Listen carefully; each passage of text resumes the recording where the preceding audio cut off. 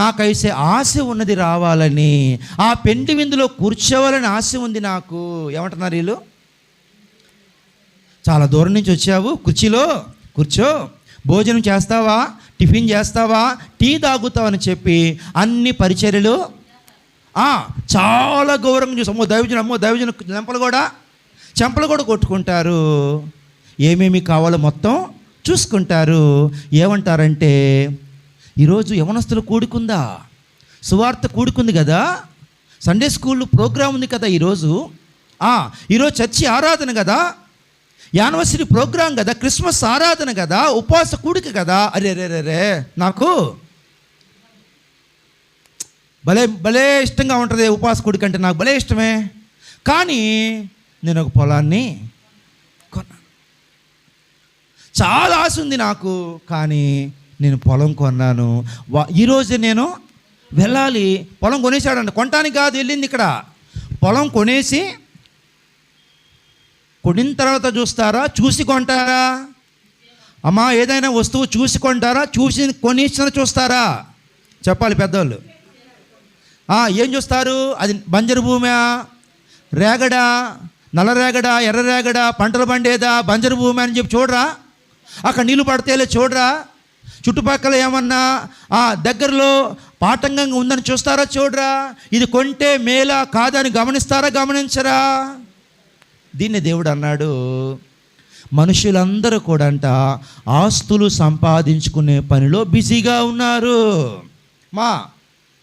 పొలం అంటే అర్థం ఏంటంటే, ఈరోజు మనం గమనించుకుంటే ప్రతి ఒక్కరు అనుకుంటున్నారంట 50 గజాల స్థలము కొనుక్కోవాలి, 100 గజాల స్థలము కొనుక్కోవాలి, రియల్ ఎస్టేట్ బిజినెస్ చెయ్యాలి, ప్లాట్ల బిజినెస్ చెయ్యాలి.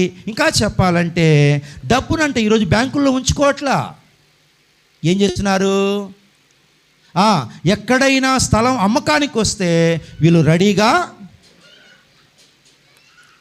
మాకు తెలియదండి అనమాకండి, మీ ప్రయత్నాలు మీరు చేస్తున్న విషయం దేవునికి బాగా తెలుసు. అర్థమవుతుందా? లేదా గవర్నమెంట్ ఏమైనా ఇచ్చిద్దా అని టోటల్ ఏం చెప్పలేదు. కొంత డబ్బు వస్తే కనుక వెంటనే స్థలాలు కొనే పనిలో ఉన్నారు. అవునా కాదా? మీరు ప్రపంచం అంతా మీరు గమనించుకోండి, ఇప్పుడు పొలాలు కొనే పనిలో ఉన్నారు, రాజధాని భూములు కొనే పనిలో ఉన్నారు. ఎక్కడ పొలాలు కొంటే రానున్న భవిష్యత్తులో ఆ పొలము 2 ఇంతలు 3 ఇంతలు 4 ఇంతలు అవుతుందో ఆ పొలాలు స్థలాలు కొనటానికి బయలుదేరుతూ ఉన్నారు. ప్రపంచమంతా ఈరోజు రియల్ ఎస్టేట్ బిజినెస్ చేస్తున్నారు. ఎక్కడ రైల్వే స్టేషన్ దగ్గర, ఎక్కడ బస్ స్టాండ్ దగ్గర, మా దగ్గర డబ్బు ఎక్కడ స్థలం చౌకలో దొరికిద్దో అక్కడ కొనేస్తున్నారు. కొంటున్నారా? కొనట్లేదా? కొనేసి అందులో ఏం మొదలు పెట్టట్లా. ఎందుకని? ముందు కొనేసి పడేస్తున్నారు. కొంతమంది ఇల్లు కట్టేస్తున్నారు.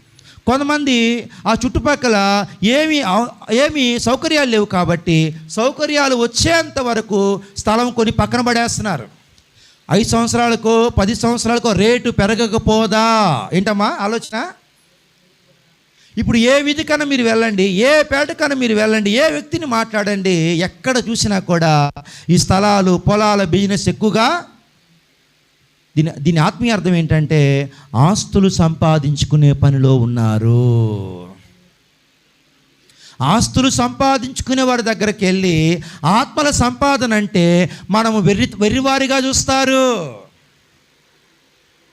ఇంత తెక్కులోడువేంటి? ఆస్తులు సంపాదించుకునే వయస్సులో పిల్లవాడికి, కుమార్తెకి, కుమారుడికి, మనవడికి, మనవరాలకి ఎవరికనంట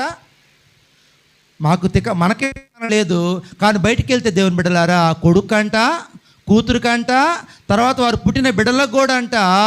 అర్థమవుతుందా? ఎంత సంపాదిస్తున్నారంటే దేవుని బిడ్డలారా, స్విస్ బ్యాంకులో దాచుకునేంత డబ్బు. ఎవరికయ్యా అంటే పురాతన కాలంలో వాళ్ళు బ్రతకడానికి సంపాదించుకునేవాళ్ళు. ఇప్పుడు ఏంటంట, నాకు కాదు, నా కొడుక్కి, నా కూతురికి, నా మనవరాలికి, నా ముని మనవడికి తరతరాలు తిన్నా కూడా తరగని సంపాదించాలని చెప్పేసి అంట. ఈ బ్యాంకు సరిపోకపోగా స్విట్జర్లాండ్ బ్యాంకు కూడా. అవునా కాదా? ఇలాంటి ఆస్తుల సంపాదన పరుల దగ్గరికి వెళ్ళి ఉపవాస కూడిక, ఆరాధన కూడిక, పరిశుద్ధుల కూడిక, యవనస్తుల కూడిక అంటే మీటింగులు అంటే మనల్ని ఏమంటారు?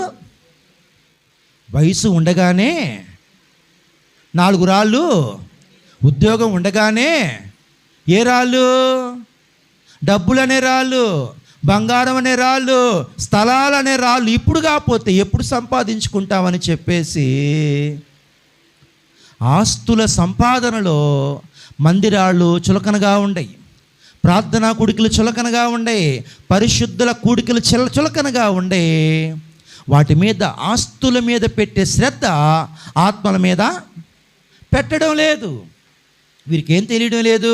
రేపు చనిపోయిన తర్వాత నాతో పాటు ఆస్తులు పరలోకానికి రావు అనే విషయం తెలియకుండా ఆస్తుల సంపాదన కొరకు పరిగెత్తి పరిగెత్తి పరిగెత్తి తమ జీవితకాలను ముగించేస్తున్నారు. ఒక ఆయన అన్నాడు, ఏమన్నాడు? ఆ కనపడే స్థలము, ఎడమవైపు స్థలం నాదే, కుడివైపు స్థలం నాదే, ముందున్న స్థలం నాదే, వెనకాల స్థలం కూడా నాదే అంటుంటే మరి పైన స్థలం ఏమైనా ఉందా అన్నాడు. నేనేమంటాను? అన్ని దిక్కుల్లో సంపాదించుకున్నావు స్థలాలు, మరి పై దిక్కున ఏమన్నా స్థలం సంపాదించుకున్నావా అంటే ఆన్సరు చెప్పండి. ఏ స్థలం శ్రేష్టమైంది? పరలోకములో మీకు నేను స్థలములను సిద్ధపరచా వెళ్ళుచున్నాను అన్నాడు లేదు యేసుప్రభు వారు? అక్కడ స్థలము లేకుండా ఇక్కడ అన్ని దిక్కుల్లో ఆస్తులు సంపాదించుకున్న స్థలాలు అన్నీ వదిలిపెట్టి